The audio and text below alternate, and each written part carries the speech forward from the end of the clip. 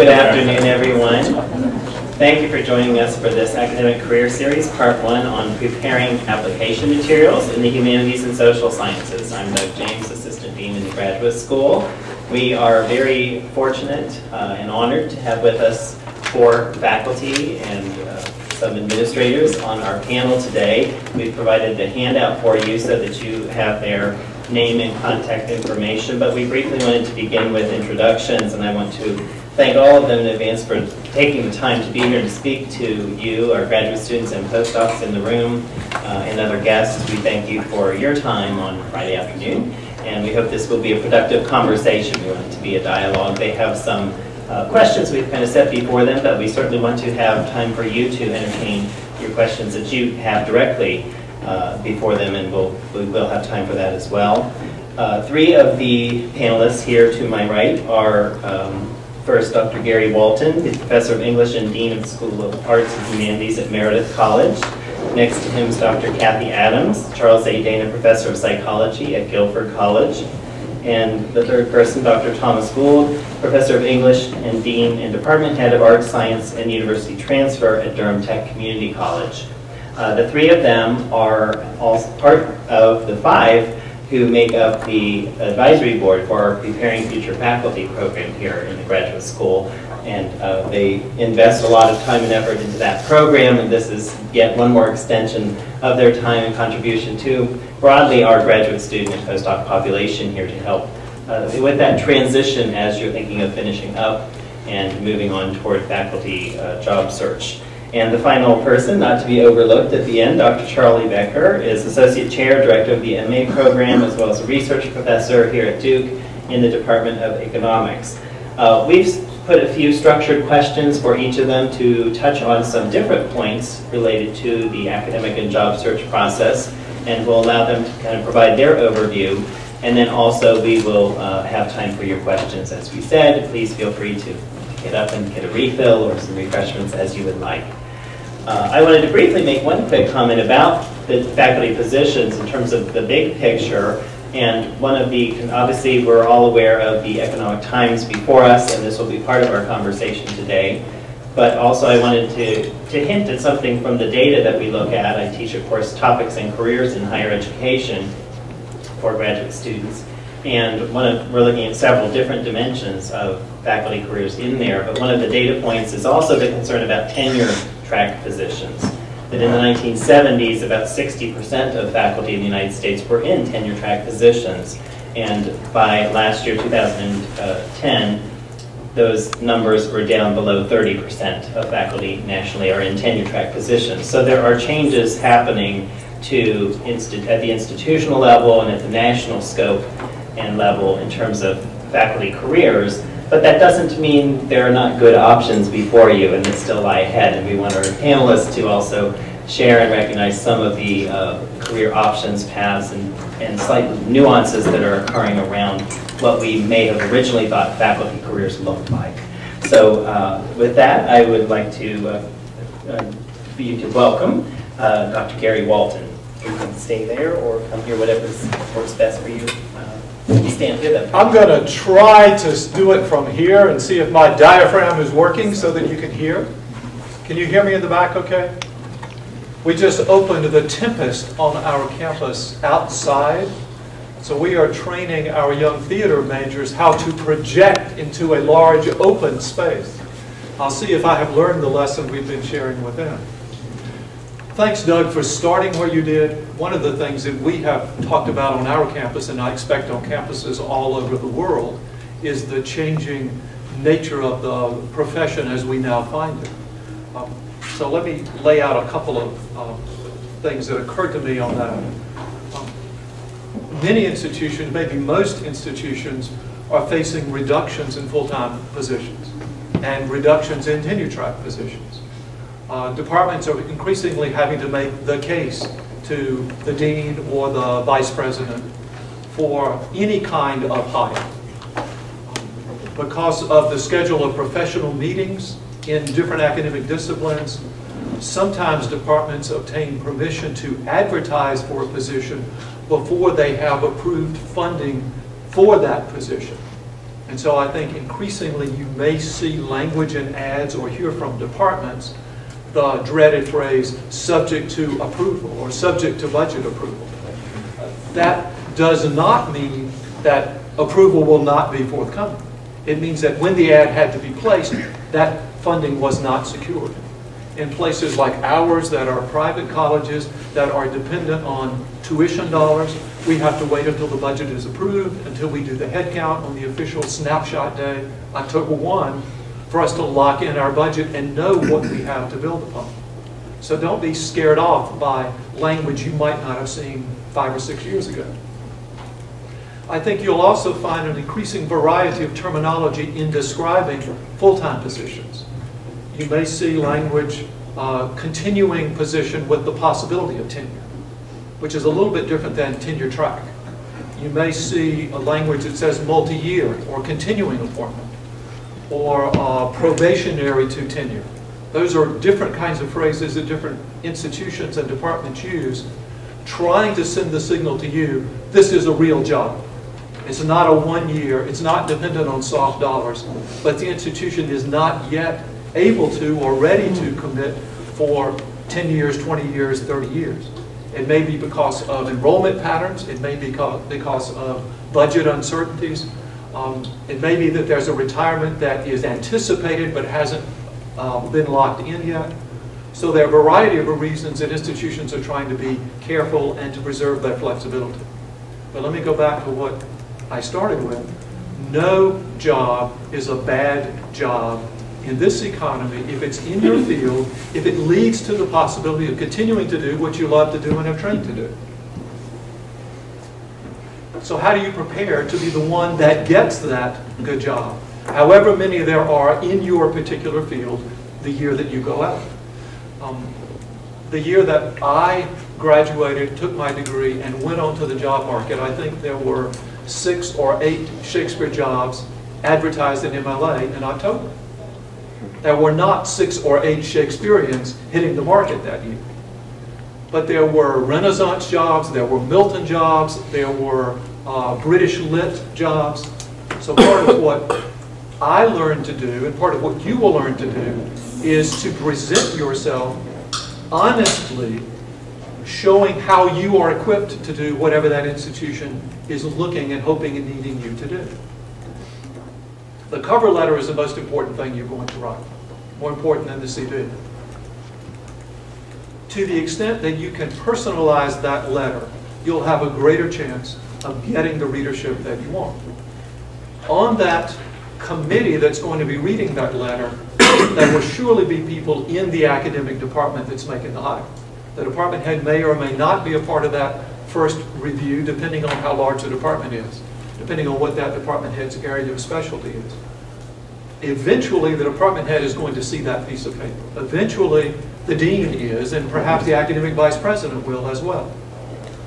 That letter will go into a file. That file will be passed around through the department, and if you make the first cut, on up the chain. So many eyes will be on that letter, if you're lucky. If you're not lucky, 2 or 4 eyes will see it, and then it will go away. It'll be in the discard pile.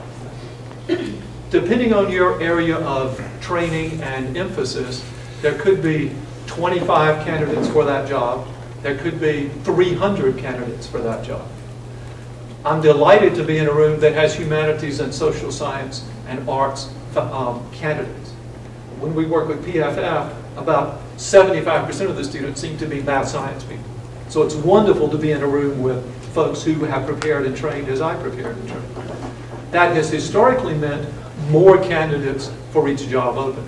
In foreign language, in literature, in history, in psychology. When we have done searches, we have had 200, 300, sometimes 400 applications for a position. That doesn't mean we have 400 qualified applications. Sometimes it's the case that if you've ever taken a graduate course in the field, then you send that letter out and hope they won't notice that you don't have any more preparation than that. My guess is they probably will figure that out. But to the extent that you can personalize your letter and talk about why you are well prepared to teach whatever it is they're looking for in that place. why you'd like to live and work at that institution, how you have been prepared and waiting for that job opening to appear. You will be more likely to be able to communicate that in your letter and for someone else to be able to see and realize that. Please check and recheck that you don't have errors in your letter. I have seen committees throw letters out because of a misspelled word or 2 run-on sentences or a comma splice. Not just in the English department, but you don't know what kind of training the faculty are going to have had that are going to be reading your letters. Before you seal the envelope, make sure that you're sending the right letter to the right address. You don't want your Meredith letter to end up at Guilford. That's not the best sign of how careful you are as a prospective college. And this does happen. Every year it happens. Because we now have word processing, it's fairly easy to drop Meredith in this letter and drop Guilford in the next letter and drop Durham Tech in the next letter. But go back and check those boxes. It is really embarrassing when we are reading a letter about someone who's really excited to come to Meredith, and in the last paragraph, the closing sentence is, "I look forward to hearing from you at Guilford." It seems silly, it seems obvious, but somebody does it every year, and it doesn't help make your case. If a department has 200, 300, 400 applicants, they're looking for reasons not to go any further. They're not just sorting who are the top 10, they're trying to throw away the bottom 70%. And if you do those kinds of things, it's more likely you're going to get into the discard pile than in the keep pile. There's not one person who's going to be reading your letter. Typically, it may be 2, it may be the whole search committee.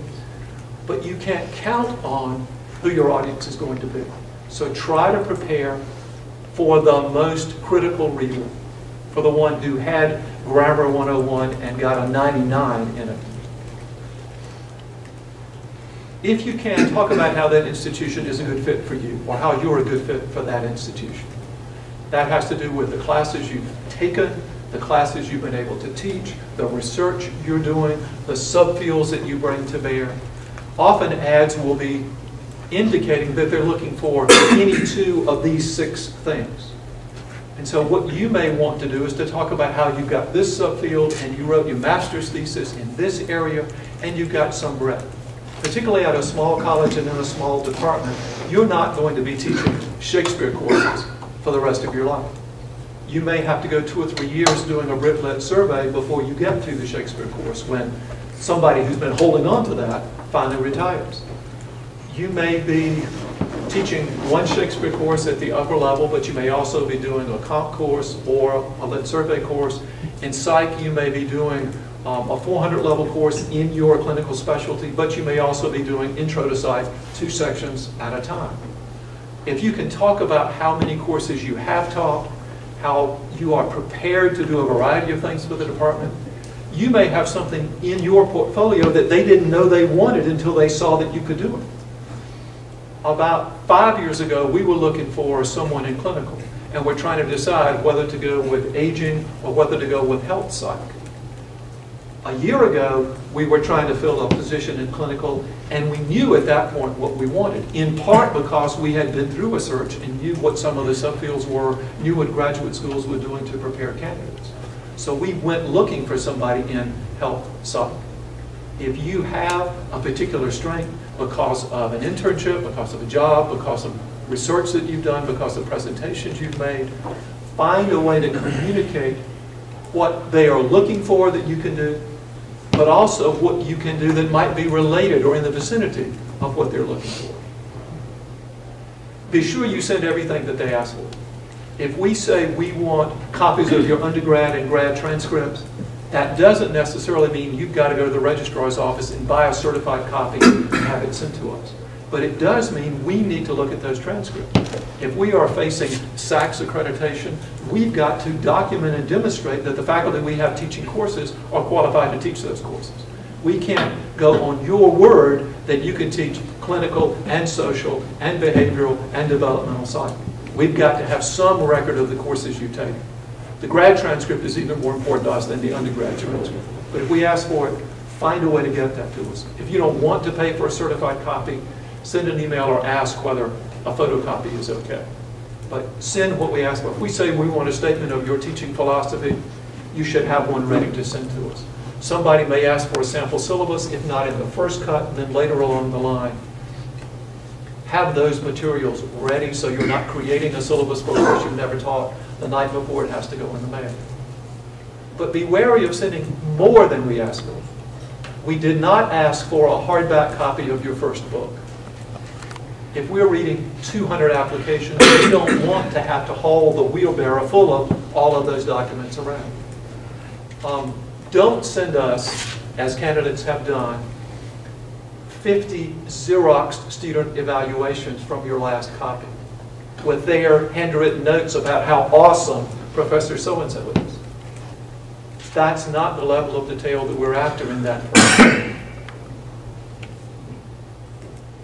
It's always going to be better to talk about what you have done than what you will do or can do. So to the extent you can talk about conference presentations you have made, funded research that you've been a part of, classes you have taught, or guest lectures you have done if you haven't taught classes, all of that is going to enable you to talk with more confidence and more specificity. So if you're not on the job market this week, you've got a little time to build that portfolio. You can apply to be an adjunct faculty member at one of our institutions. And you will find that at a small college, there are department heads and faculty colleagues who will do class observations for you, who will write letters of recommendation for you. We have had adjunct faculty who got better letters about their teaching from our department heads than they could get from their home institution. So think about where your strengths and your weaknesses are and how you might supplement what your weaknesses are to build that rounded picture. There are two questions you may not realize that we're going to be asking, but at least some institutions are going to be asking, what kind of a colleague would this person be?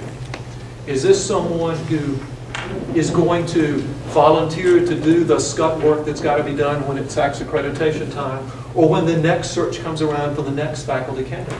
If you can show that you've been involved not just in your library carrel doing your research, but taking part in the life of the institution where you've been, that will be an added bonus. If you were a student at a single-sex institution as an undergrad and you're applying for a job at a single-sex institution, that gives you a great advantage if you talk about it. If there are other things about your record that can explain why you're excited about being at this particular place, maybe even some kind of connection to that part of the country. I grew up in Colorado. I've been in graduate school at Duke, but I've really been looking forward to the possibility of coming back to the West. Because another question institutions may be trying to figure out is, if we get this well-trained graduate student from Duke, is this person going to settle in and be a part of our faculty? Or are we going to be doing this search again in 2 years? Anything that you can indicate to us that you will be a good fit for us and you're willing to invest in us and be one of us, that's going to make us more favorably inclined to want to push the conversation further. No institution in a job interview is going to say, so tell me, Dookie, are you going to stay around here for a couple of years? But somebody in that department is going to be wondering that question. How well can you relate to our students? How well can you teach our students? How well can you work with the colleagues in our department? Figure out ways that you can show them through your experiences and through your letter that you've got a good answer for those kinds of questions. Well, Gary and I have been doing this for a long time. I saw him ask about jobs, and he said, well, I'm first. You have to say ditto. So I usually go first, and he said, all I get to say is ditto. So you did a great job, Gary. I have to see what I can say that's different.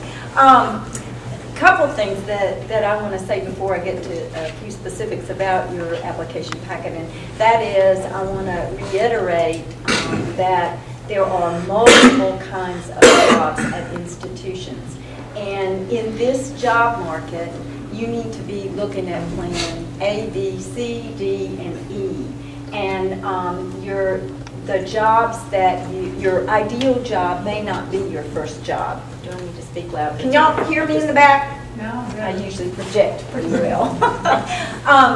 So think about, these jobs may be my, goal. These are the jobs I'd really like to have. But these are jobs that may get me to that ideal job. So a sabbatical replacement, for instance, at a top-notch institution, that may get you more mileage than a job where you really aren't excited about going there, but maybe it's tenure track. So think carefully about the different kinds of jobs and which ones will serve you. Because as Doug was saying, the tenure track positions are at a premium right now. And the statistic that I read this week was 26% of current positions at institutions all over, many different kinds of institutions. But 26% are tenure track or tenured positions. So many of the jobs you're going to be looking at will not be tenure or tenure track. But they may, as Gary said, turn into tenure track, or we may see a change in the next 5 years. So you want your foot in the door in order to be trained for those positions. Second thing I want to say is about the different types of institutions. Do your homework. And it's related to what Gary was saying about your personal statement, your cover letter, which is your personal statement in this case, is vitally important. And you want to show, not only you want to highlight your qualities, but as Gary said, you want to show the match. So you need to know that Meredith is a single-sex institution for the traditional age students. You need to know that at Guilford College, we have an early college, we have traditional age students, and we have a very vibrant adult student population at our institution. So that you shouldn't address your remarks as if everybody you're going to be teaching is between 18 and 22 years of age, because they're not at my particular institution. So do your homework so that what you're talking about in your cover letter makes sense for that particular institution. That's going to take a lot of time. It's not going to be that you can write one cover letter for a small liberal arts institution, for a community college, for an R1 institution. You really need to think about, what do I highlight? You're not going to say necessarily totally different things, but the order in which you place things is going to be different.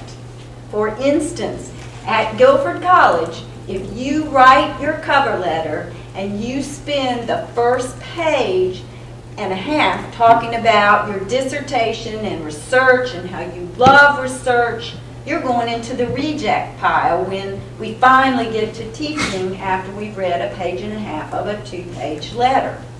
Because that says to us, oh, this person may not be very interested in teaching, and we are a teaching institution. Yes, you will do research at our institution, but your top priority is teaching. Likewise, if you sent the letter that is appropriate for Guilford to Duke, they're probably going to put you in the toss pile. So be very careful about learning about your institution. At Guilford, for instance, we were started by the Society of Friends, the Quakers, and it is part of our governance structure. It's part of our focus on social issues and community engagement. And so anybody who writes a cover letter that shows an awareness of that is going into the first keep pile. Now that doesn't mean you're necessarily going to be hired, and you don't have to be a Quaker. Most of us aren't. I think something like 10% of our faculty are Quakers. So it's not a requirement, but the knowledge about the institution is very critical. So please do your homework. Better to have, 5 to 10 very well focused cover letters than to do a blanket letter and send it off, because most institutions can tell you they're not going to look at it. You're not a fit. They're looking for a fit in many of the ways that Gary described for you. What else goes in? Not only your cover letter needs to be specific to that institution, but your CV. If I have to go to the last page of your CV to see what courses you taught, you're going into the reject pile for Guilford College, because I want to see your teaching first, then I want to look at your research. So think about that order. If you know faculty who are at the different institutions, ask them, would this be appropriate for, and you want to apply to that kind of institution, ask them. They'll be glad to tell you, yeah, or I reorder this, or really, I know you did this, and I would make sure that I highlighted that particular experience, whether it's a volunteer position, whether it's activity in your campus community, or whether it's teaching or research, presentations at conferences, any of that. They can help you with that order. Your teaching statement. Make it, and small liberal arts colleges are going to ask you for a teaching statement. Make sure it is as specific as you can get it. Don't just throw in all the latest buzzwords as if I know all the what you'll want to hear. We want to know specifics about what you've done, what you've succeeded at, what maybe you tried and failed at, but now what you would do or what you are doing. We want to see that you have had some teaching experience.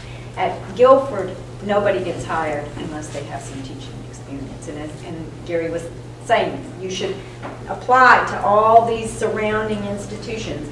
Adjunct positions, teaching a single class. Summer school is a great opportunity in terms of institutions are always looking for people to teach during the summer. Sabbatical replacements, and it may be that you would just teach a course. We've had several PFS students at Guilford who made connections and taught classes after they became familiar with departments. So think about ways in which you might gain, and being a TA for courses is good, but it's not sufficient in terms of liberal, because there are too many people out there with teaching experience with their own independent classes. So that's a really vital piece. And it means that you can talk about your teaching in your teaching statement. So you're not talking in the abstract about what you might do or think you would do or how you would handle certain situations. You actually can speak from your experience. If you have built a teaching portfolio, and some of you might have, I'm delighted that Duke has now started this teaching certification. If you have built a portfolio, don't send it all. When you have, as both Doug and Gary were saying, when you have from 25 to 500 applications, that's too much. But if you were giving people a link to a portfolio, that's a great way. So that when there's interest, even if they don't look at the whole thing, they can go to it, they can see that you have real materials there. So building a link or giving a link to your teaching portfolio is a great idea, and referring to it in that teaching statement. And things that you would have in that teaching portfolio, think about even some graded assignments. Remove students' names, but so that we can see you here's the assignment. Here we're, a student who did really well, a student who did poorly. Sounds like Sachs, doesn't it? But that tells us, oh, what are your expectations? How did you communicate to students what you wanted them to do? What did they do, and how did you evaluate that?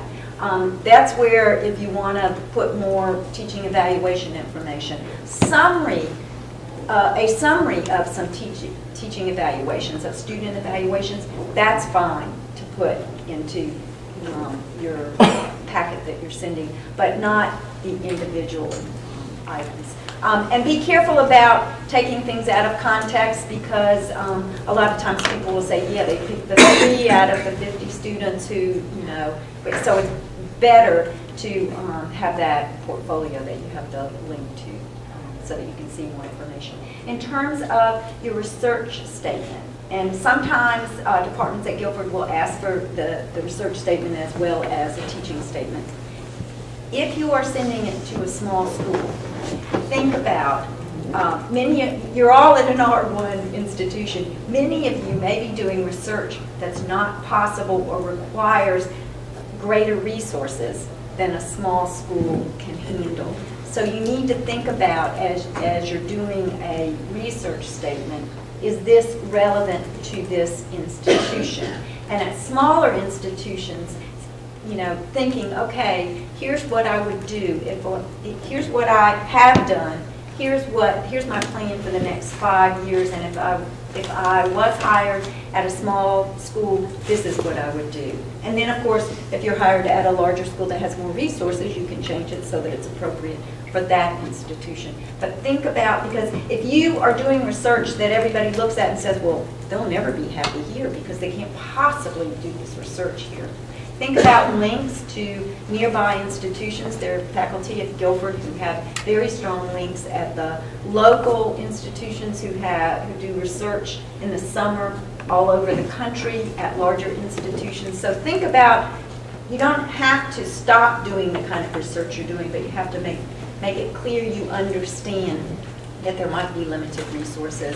And so you'll have to change the way you do it or the schedule on which you do your research, and make that clear in your statement. The second thing is that undergraduate research is very valued right now in higher ed. And so if you can mention ways in which you would incorporate undergraduates into your projects, that would be really beneficial and would make people take note. Okay, so you've got your cover letter, CV, your statements of teaching and research, and then you've got references. And you're going to send your reference, or have your references, send their letters directly to the hiring institution, to that committee. Make sure that you mention that, you went to a workshop and you heard that there are all these mistakes about the wrong institution, because we also get reference letters that have the wrong institution on them. So you might want to think about that. I also would recommend that you think about which references are appropriate for which kind of institution. So if there's no one who's on your committee or in your department who can speak to your teaching, but somebody at Durham Tech can, at Guilford can, at Meredith can, at any of the other institutions around here, Elon, wherever, use those. Ask those people. I know that my colleagues and I write letters for people who've done teaching where we've observed them, and we can speak directly to their teaching experience at our institution. And that's particularly valuable if that person is applying to small schools. So think about which references go to which institutions as you're applying. And you may be applying to, you may decide I only want to go to larger institutions or state institutions or smaller ones or single sex, I mean whatever, community colleges. And then you can use the same references, but your references should speak to that position. And if they don't know anything about your teaching and you're applying to small schools, you can have one of your 3 reference letters who doesn't really know much about your teaching. But if all 3 of the reference letters say, well, I don't really know very much about Kathy's teaching, I saw her do a presentation once. That's not good enough for a teaching institution. So you need more than that. So think carefully about those references that you are sending. So a good fit, what's going to make you stand out? A good fit, a very carefully worded cover letter with no mistakes, the right institution. Something specific to the institution, not just it's a small, liberal arts college, but something specific to that institution. Let me also say wording, terminology is important. So people who write letters to Guilford and talk about the university, they're dead in the water. I'll just tell you, they're dead in the water. We are not a university, and we're not going to be a university. We are a small liberal arts college. So, and a university is not going to appreciate it when you call it the college. So be very careful about your terminology that you use. It needs to be appropriate to that particular institution that you are writing to.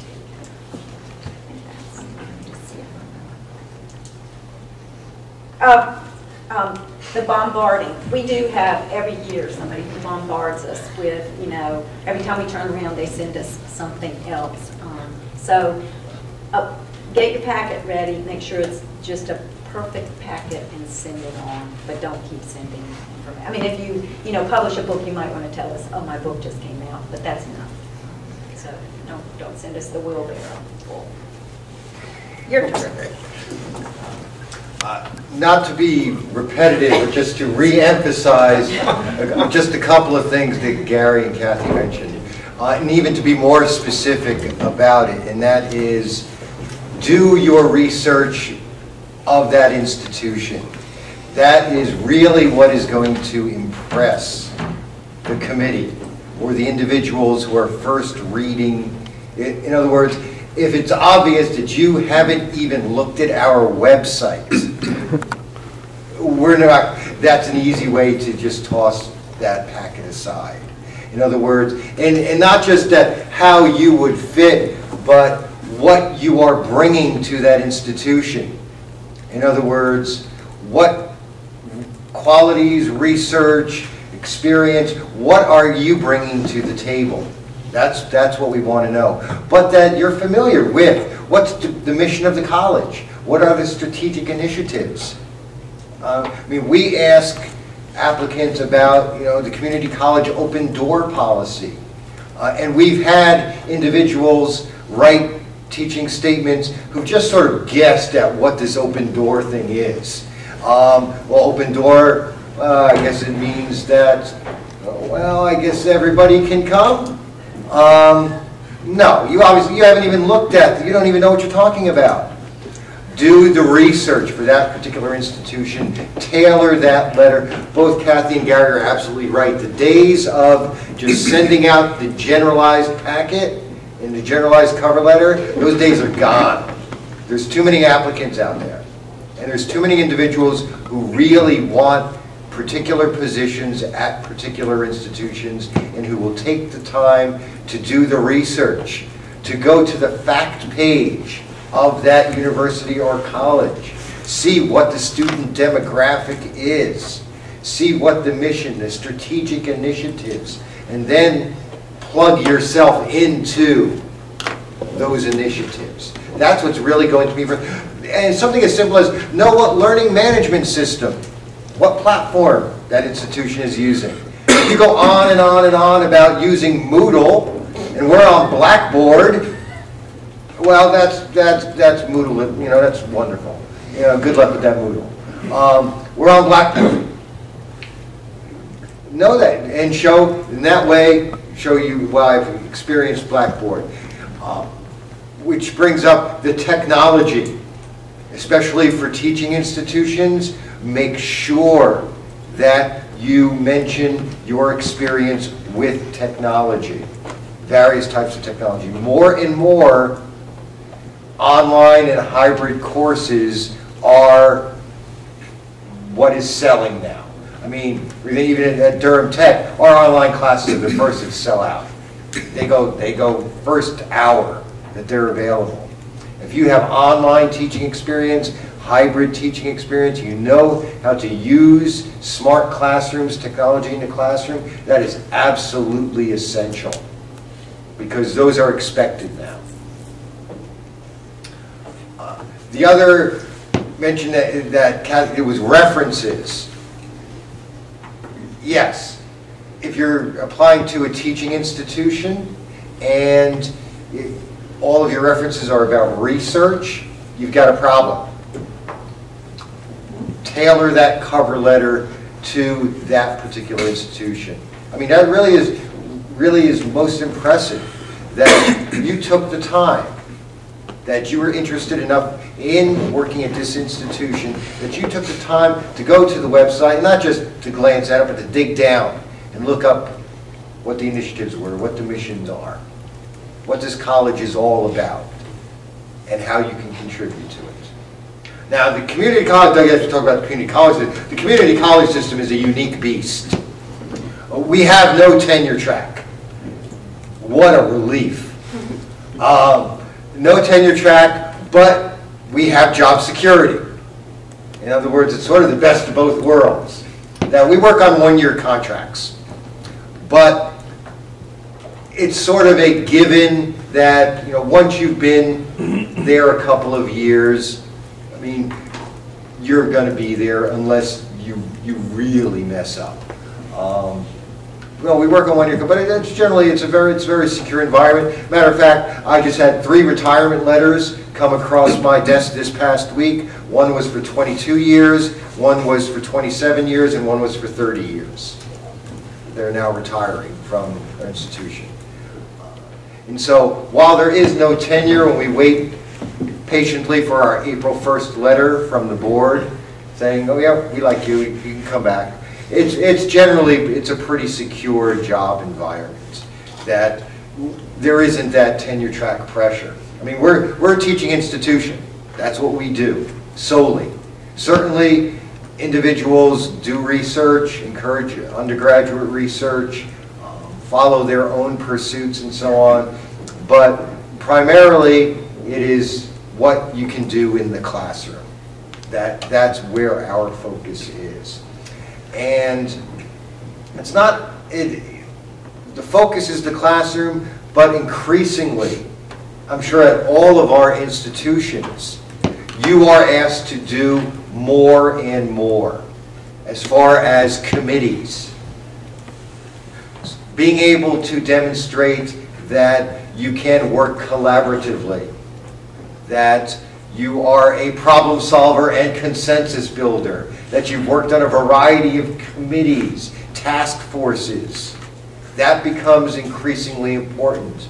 Because of the economy, we are very often, we're stretched thin as far as full-time or tenure-track individuals. We have increasing numbers of adjunct, continuing part-time.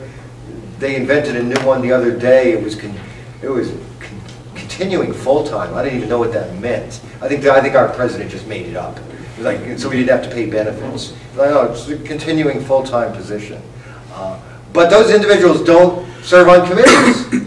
And so increasingly, with all our initiatives and all our projects and all our partnerships, the full-time faculty gets stretched.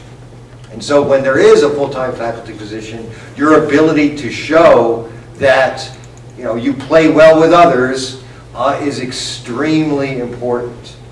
I mean, some individuals do learn the lesson that if I'm really difficult, then I won't get put on a committee and go throughout their careers like that. But that's not who we're looking to hire anymore.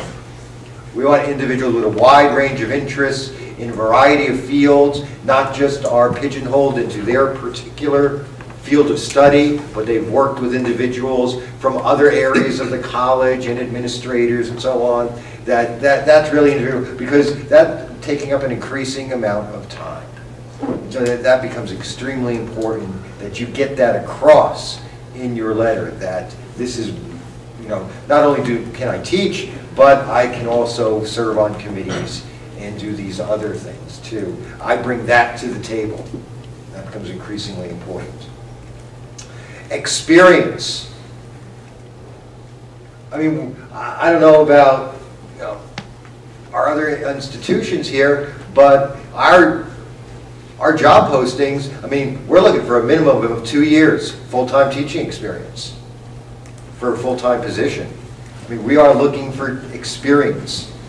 We're not looking for someone who, and this is a full-time position. That's why I always encourage, and with preparing future faculty, do as much adjunct work as you possibly can. That is doable in your other pursuits. Get that teaching experience in a variety of classroom settings, whether it's traditional, online, hybrid, that you do have teaching experience. That becomes, and really, I mean, that really is one of the benefits of the community college system. We do have a lot of adjunct opportunities that demonstrate that not only can you teach your specialty, but I mean, really what we do in art sciences university transfer, we teach the first 2 years. We do freshman and sophomore baccalaureate.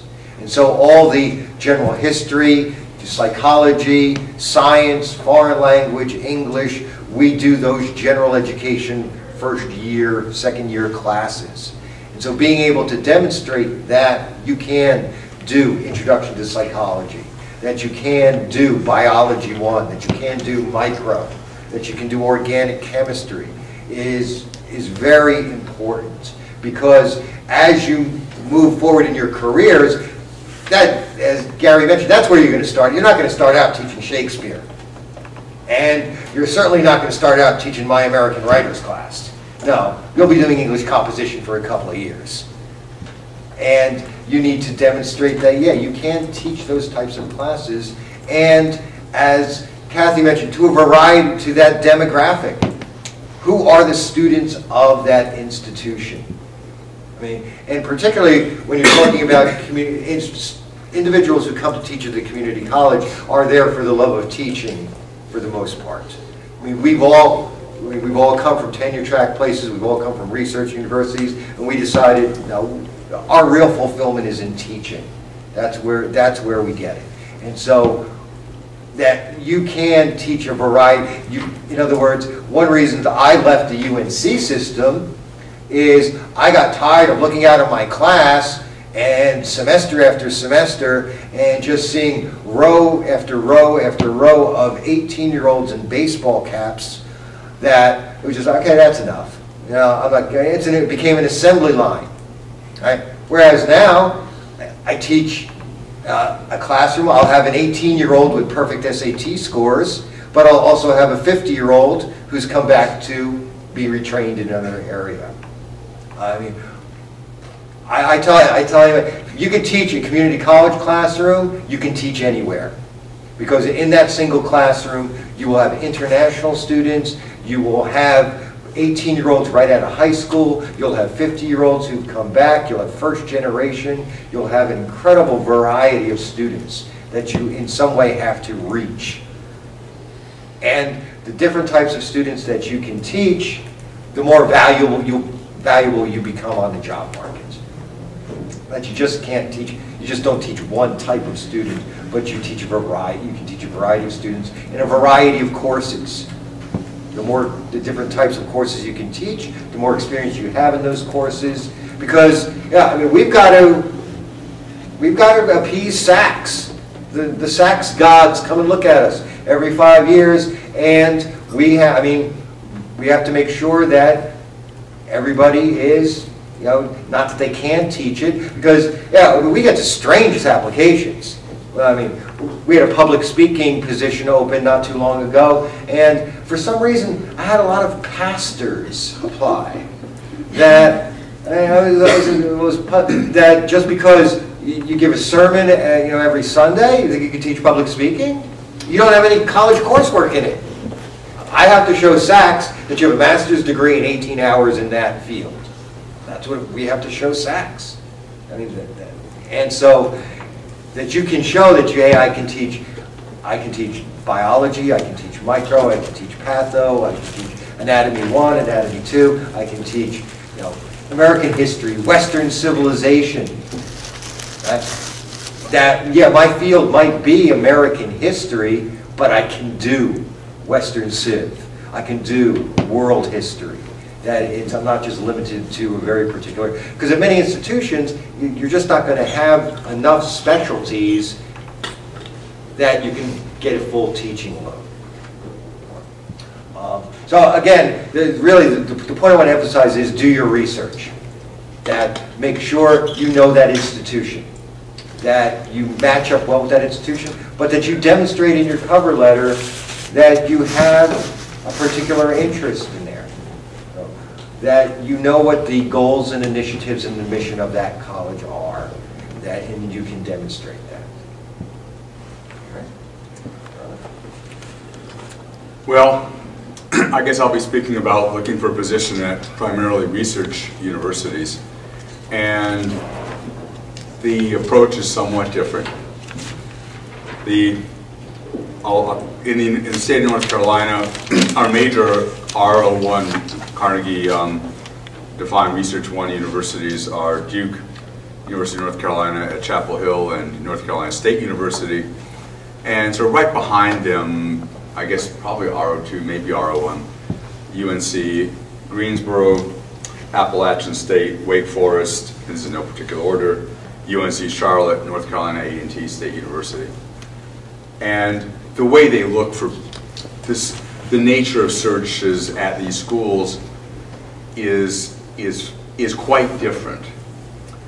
It had never occurred, I don't think and I speak in economics, it's possible that the social sciences are different from from, say, the humanities, I don't think we spend any time on teaching our students how to prepare cover letters, although this was great. Oh my God, we really should worry about this a little bit, because it might matter.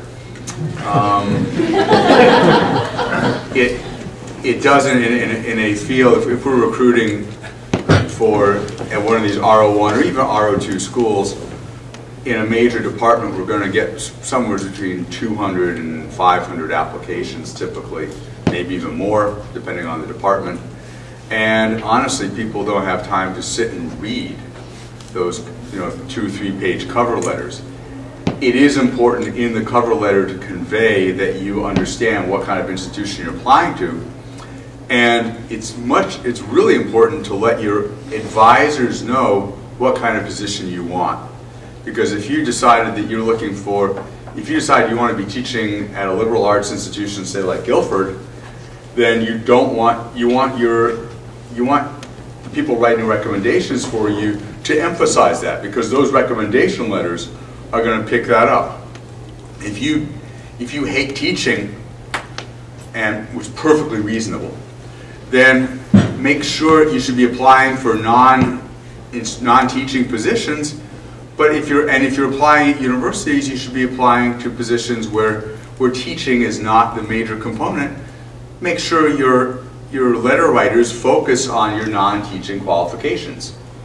So it's important to have people writing for you who are writing letters that are consistent with what your aspirations are.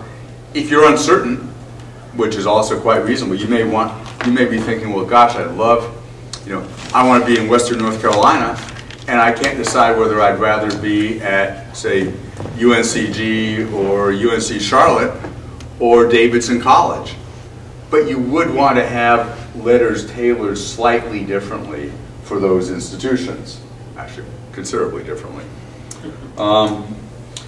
So let's see, faculty job search at Research University is much more mechanized. We tend to focus much more on letters from your advisors. Those are absolutely critical. Your statement of purpose, your cover letter is not terribly important. What is important is having a good, coherent website that contains much of the information that everyone else just talked about. Your website it shouldn't contain pictures of your family, friends, and so on. It shouldn't, as I was evaluating someone for tenure who had Hawaiian music pop up on their site. Bad idea. Amazing how many bad things. Constructing your website after partying between 3 and 4 in the morning, don't do it. But instead, make it really easy for people to navigate. So you want to have a clear description of yourself, on your interests, your fields, on your home page, a link to your CV right away. One click's basically only a home page with one click for everything possible. That is only one level. A brief statement of teaching, and if you have any course syllabi, they're non-confidential, you can post them.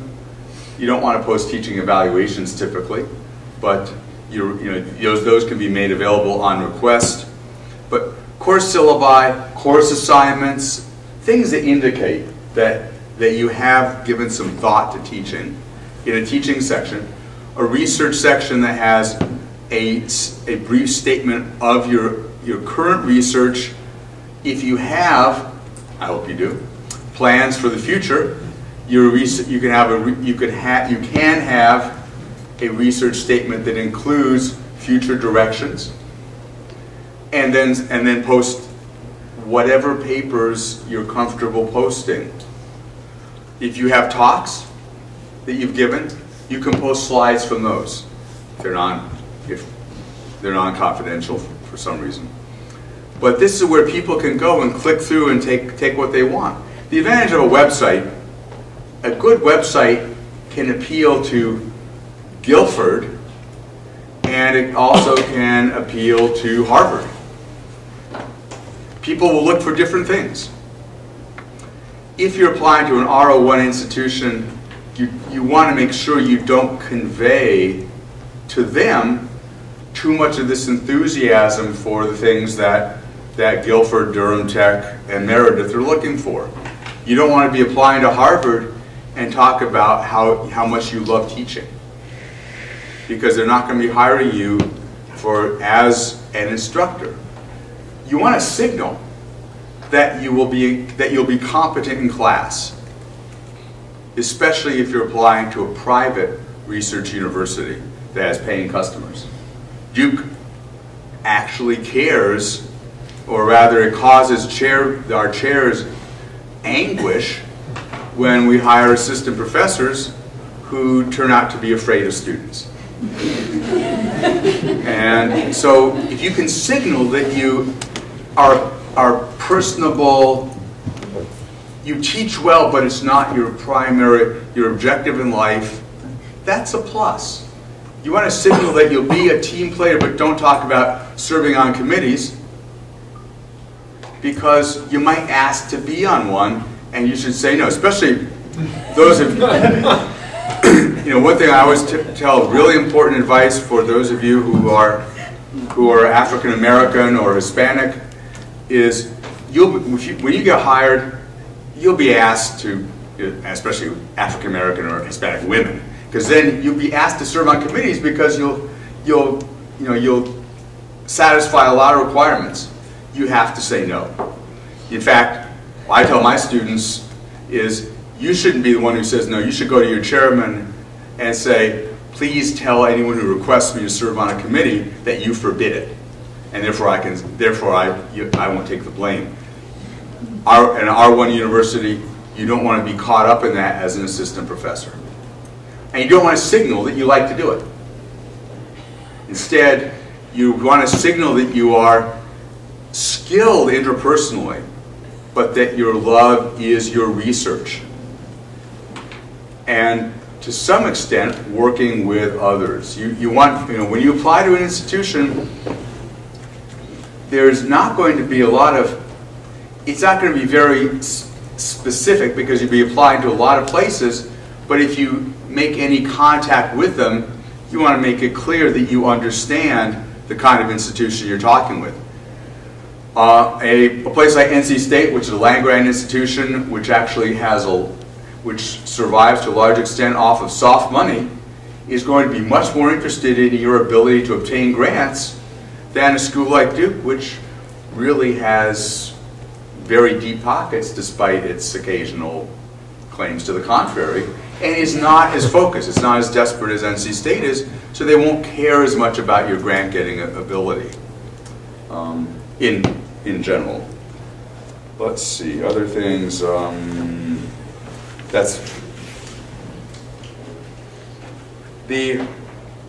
website is probably the most important. Those of you who are not U.S. citizens, who are not native speakers of English, teaching experience, some teaching experience is useful for everyone. I think it's essential for international students, even applying to R01 schools. That you have to demonstrate that you are comfortable standing in front of a classroom of native speakers, expositing in English and getting good teaching evaluations. So even if you're applying to R01s, then I really encourage that. As you apply, convey enthusiasm. One of my former colleagues, friend Fernando Lozano, who's now at Pomona College, when he was going on the job market, he turned to me and said, "Charlie, I'm really dreading this." I said, "No, you're not, Fernando. You love it." Even if you dread it, you have to convey this enthusiasm that wherever you go, whenever you apply to a place, you have to, and there'll be very different rules for different departments. That's one thing that's clear across this table. the mechanisms are going to be different, but as soon as you make human contact, whether it's at Meredith and they actually read your letter of interest, or it's at Duke Economics where we don't read it at all, but eventually we'll contact you for an interview if we like you. Whenever you make human contact, you have to be enthused. You have to know enough about the institution that you can ask coherent questions that you couldn't find from a website at the same time that sells yourself, that makes you feel like a good fit. In the social sciences, just to finish briefly, social sciences, there are a lot of positions that are not in universities. I encourage you to explore those as well. There are, in economics, fewer than half of our graduates will get positions in universities, and of those who do get positions in universities, fewer than half today will get tenure track positions. People come and go all the time. It doesn't have the same stigma, at least in economics, and I think sociology, probably some of the other social sciences as well, partly because there's a market that more or less dictates our wage, so the tenure trackness of it is not nearly as important as people come and go. You want to have a long-term plan to think of where you want to be, and make sure that whatever positions you're applying for are consistent with that. If you want, if in 10 years you want to be an advisor working for a relief agency in sub-Saharan Africa, it's probably not a good idea to be applying for a position at Meredith, because that's not on the track to that. Honestly, applying for an assistant professorship at Duke is not a good idea either, for the same reason.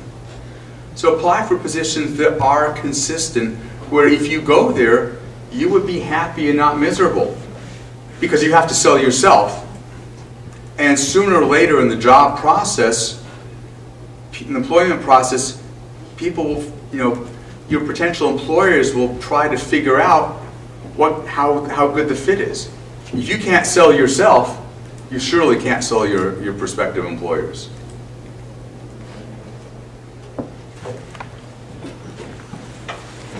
I thought I might begin with one quick question, and then we'll take your questions from the audience. There are a little bit of an exception I can think of for the research university is, in the larger research universities, there are some different categories of employment for, like, professor of the practice, and some growing number of teaching postdocs, even including a few now in humanities fields and social sciences.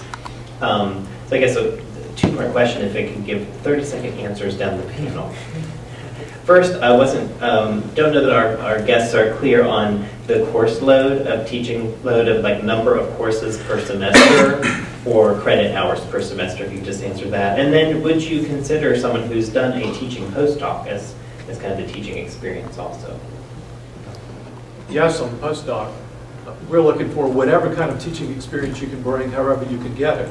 More is better than less. Full-time is better than part-time, but a teaching postdoc would be fine. At Meredith, the load is 21 hours. That translates into 7 3-hour courses for one semester, 3 the next, unless one has release time for various and sundry things. At Guilford, we teach 3 courses a semester. Thank you. Durham Tech, it depends on the major field, between 4 and 5 courses a semester, and we really don't look at anyone unless they have had actual full-time teaching experience. In other words, they've had their own class, not TAing a lab or anything like that. We don't consider that teaching experience. So we look at, in our HR director, when we post 2 years experience, she actually adds it up. That, yeah, full-time classroom experience is what we're looking for. I want to back up just a minute. For our sciences, a lab class is considered a class and a half. So they teach 2 lab sciences per semester. Everybody else teaches 3. Okay. Dr. Becker? In R01 universities, you teach either somewhere between 2 and 4 courses per year, but the graduate student advising and such that goes with it is substantial, so it's not quite comparable. We have a lot of postdocs. It's increasingly popular, and both Duke has more of them. People get hired out of them. No reason not to do that, especially if for some reason your trajectory needs you to get a couple additional years, not so much of teaching but of research. Okay, we now have some questions from the audience. We'll start here in the front, Patrick. Yeah, sure. First of all, I wanted to thank you all for your time, and really have enjoyed what you shared. I had, because I'm an English major for life, I had some questions. Yes, I feel the warmth. I had some questions specific to what I'll call user-friendly sentence level work. And this is across the board. I mean, this is for either research-based or, teaching schools. I guess I'm curious about what are some of the stronger sort of letters that you've seen, again, sentence level, and some of the weaker ones. Because I believe that sometimes on paper, the CV or whatever your project is might be compelling, but it's that communication, articulation piece, especially if you are someone like an English major, I'm sure that could have an impact on how you're read. So I guess if you've worked on committees or heard from committees, search committees, if you could speak to that. Joseph Williams. Joseph Williams should be your best friend. One of my colleagues at Virginia, Greg Cologne, worked in the Little Red Schoolhouse with Joe Williams. So did George Gopin. Some of you have been through training here at Duke. You know about that kind of writing. English majors will. What Williams talks about is appropriate sentence structure for your audience. Avoid nominalization, whatever your field. If you've got 10 multisyllabic Latinate nouns in a sentence, whatever the field is, it's a bad sentence. Action verbs, the usual suspects. I would say think about the dissertation section or paragraph the most, because that's the area you know the most. That's the area in which the rhetoric rolls off the tongue the easiest. That's the area in which you're used to talking to people who know as much as you do and care as much as you do about that. But everybody in your search committee is not going to be up to speed. They're going to be in your discipline, but not in that approach. So think about how you would communicate to a really bright colleague who's not writing the dissertation you are. And that's the paragraph I would process the most. I would consistently try to make it clearer and simpler and shorter than I want it to be, because I'm going to lose nuance every time I crank it down a notch. But I'm going to gain readership every time I try to generalize a little bit. So that's the section I would work the most. Clarity. Clarity for it. And because at an institution like Guilford, most of your contacts, I mean, you're going to have a lot of your colleagues, but you're going to be talking to undergraduates. And if your writing suggests that you can't bring it down to a more less sophisticated audience than your colleagues who are in the same niche as you, not the subdiscipline. If that's who you're writing to, it won't go out of school. Detailed but succinct. In other words, this is just particular maybe to Durham Tech. I don't want a 2-page cover letter. And actually, I'm not going to read a 2-page cover letter. 1-page cover letter, that's it. Organized, clear, to the point, and and absolutely perfect. Absolutely perfect. Because really, as tragic as it is, and as innocent as the typo may be, every committee is going to have this box of, and we're really, it's not the most thrilling activity that we do. And we are, as horrible as it is, we're looking to get rid of them. We're looking for any excuse whatsoever to get rid of that packet. If there is one spelling error on that cover letter, oh, thank God I don't have to read the rest of it. It's gone. And I move on to the next one. So perfect, succinct, detailed, organized, and that'll do it. My only comment to add to that is that if you're in, probably not in English, but in some of the social sciences, your readers may not be native speakers, and do not use words that would not be commonly, don't use exotic, rare words that a reader may not know, because that'll just tick them off. I guess another question. This question isn't exactly for the application process per se, but more about the process of getting a job. I'm in political science, and there are certain jobs that are out there, such as federally funded research jobs, like a RAND or other type positions, that are also interesting and available for people in political science and other disciplines. And I'm wondering if you work for some of those institutions following graduation, but then also would like to eventually work for a teaching school or a research school. How does that impact your application? Does it put you out of the running, or what's do some adjunct teaching?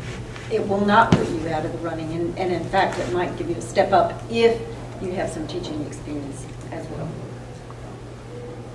I would add that it depends. You have to be very careful about this. If you go to, say, a federal government institution, Federal Reserve Board in economics, or any kind of regulatory agency, then that's adding to your stock of human capital, and you can then re-enter at some point the academic market. It depends. If you continue to do research at a place like RAND, then you can.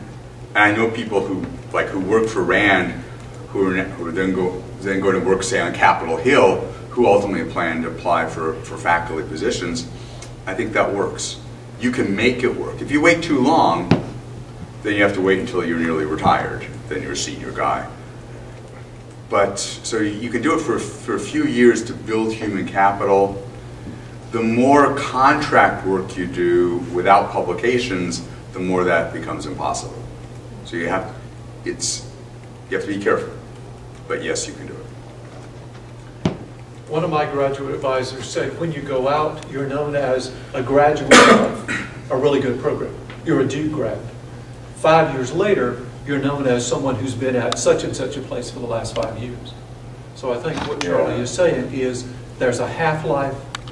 Part of the point that Kathy is making is if you keep teaching along the way, then you can still continue to present yourself as someone who is a teacher.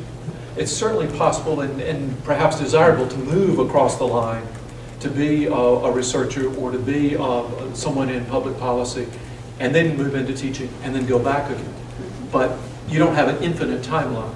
Eventually you're going to begin to look like someone who has chosen or has been selected to or can only do this, and you're not any longer a strong candidate over there.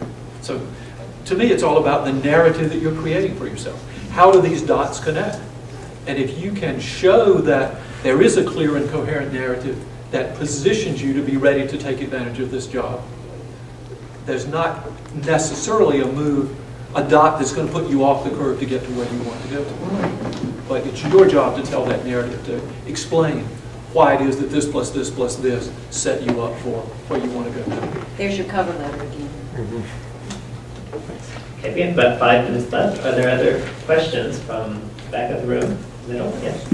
A couple of weeks ago, there was an article in Inside Higher Ed talking about the relative unimportant, how unimportant the dissertation is to job applications. And I'm wondering if you've read it, or if you can comment on that. Show of hands, any panel members who read that? I read the first 2 paragraphs. Okay. I mean, it would depend on the institution you're applying to. I mean, I have coached some individuals who, for example, were applying for full-time jobs at Durham Tech, and whose cover letter, whose CV really focused on the research and the dissertation, and that's not really going to be very helpful. So I would say it would depend on the institution that that you were applying to. Clearly, that's the case. And it's also clear, I think, what that institution is looking for at that particular moment.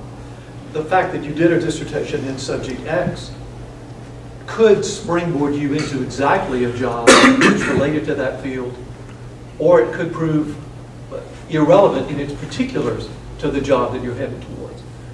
It seems to me it's never a disadvantage for you to have done a really important, difficult thing well. You show lots of characteristics that are going to be important to your employer because you have completed your dissertation. You're self-directed, you have initiative, you have stamina, you are bright. You know, all of those things are going to be really important in the workplace, whether they care about your particular dissertation topic or not. Again, it's part of your job to figure out who your audience is and how you tell the story of what you gained from that experience.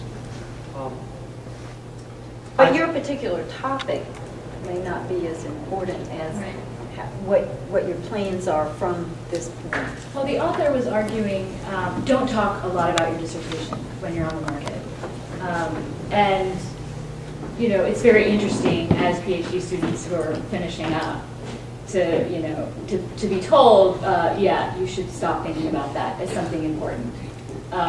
Go look up the article. I forget the title or the author, but it was very interesting. Again, to me, it's all about translation. Yeah. Nobody else in the world is going to care about that as much as you do. Right. Everybody else in the world will get tired of it a lot more quickly than you will be tired of talking about it, right? Oh, I'm tired of it. Yes. But it will be very impressive if, when you're meeting with students, you can talk about what you did and excite them about what you did. At our institution, that would be very impressive. And in the humanities nationally, the average time to degree is about 9 years, 9.5 years. And at Duke University, it's 6 to 6.5 at the most, even our humanities fields, which generally take a little longer than some of the sciences. But we've worked on that. We have Dr. Becker, and then we'll take one more question. In the social sciences, what we care about primarily are research articles at R01, R02 universities. We care about the research articles you published from your dissertation. That is of paramount importance. How you write a concluding, tying together chapter of your dissertation is irrelevant, but the research you do that underlies your dissertation is essential. And as others have said, like, you have to be enthused about your topic. You have to have, you know, you can't just come and say, you know, I just blew 8 years doing something I now detest. But you have to, you want to come out with enthusiasm and sell it to others. Okay. One more question, please. Some of the job advertisements that I've seen this year are asking for writing samples, and I wonder if you have any advice on how to choose a writing sample that you send. Not too long. I mean, we have to keep remembering what we're doing. And I would make it in terms of, and I'm not sure what kinds of institutions are asking for this, but I would make it, I would want the writing sample to be sort of appropriate, and I might even mention in the cover letter, I have chosen this writing sample because. What field? History. As Charlie was saying, if you've got anything that you're thinking about or already working to spin out so that it's a self-sustained piece, it's clearly going to be easier for something that has its own entelechy, as opposed to either pulling out the first chapter where you set up your apparatus or an example chapter where we can't see any of that apparatus at work. To the extent that you can give us what you're doing and how it's working, that's going to be easier for us to immediately make contact with. But as you were saying, if you can set it up in some way, this is chapter 3, what it's in the context of is so-and-so, I'm using this kind of approach, and here's how to take it. I mean, part of what they're trying to see is, can you communicate? They're also trying to figure out the level of thinking that's going on. It's not just a question of what's your prose style, but are you insightful? Are you turning the crank on old stuff that somebody did 30 years ago with a new example? So part of what I think you're trying to demonstrate is quality of mind as well as communication skill. If you have a website, then they also can choose from a variety of of pieces, because different places will be interested in different things. Okay. We'll take the last question, and then we're going to wrap up. It's a short question. If you have a lot of work that's in progress that hasn't been published yet, but you're working on it, how much of that would you recommend still listing on the CV? I would list it all. And if you think it's going to come out, I would list all of it. I mean, if it's something that's an idea up here that you haven't written down, I wouldn't put it down. But I would, if you have something where you've given a talk so that you have slides, then you can, so that if someone says, I'm interested in your work on X, what, do you have a paper on it? Say, no, I haven't written the paper out yet, but I presented this at such and such a conference or at such and such a university. Here are my slides from that talk.